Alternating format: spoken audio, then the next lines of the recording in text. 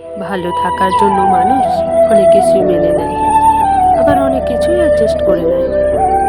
কিন্তু একদমই অপছন্দের কিছু না, সেটা সত্যিই কঠিন। কিছু জিনিস থাকে যা মন থেকে একদমই গ্রহণ করা যায় না। তার সম্পর্ক হোক, পরিবেশ কিংবা পরিস্থিতি। অপছন্দের কিছুকে জোর করে মানিয়ে নিতে গেলে এক সময় ভেতর থেকে হতাশা আর ক্লান্তি গ্রাস করে নেয়।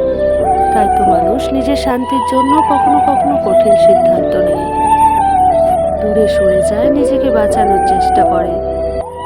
কারণ ভালো থাকা মানে শুধু টিকে থাকা নয়, মনের শান্তিটাও জরুরি। সবাই চায় সুখে থাকতে, কিন্তু সত্যিকারের সুখ আসে তখনই যখন আমরা নিজেদের প্রতি সত্য থাকি।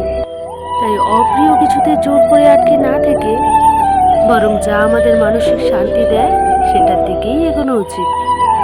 কারণ দিন শেষে নিজের ভালো থাকার দায়িত্ব কিন্তু নিজেরই নিতে হয়।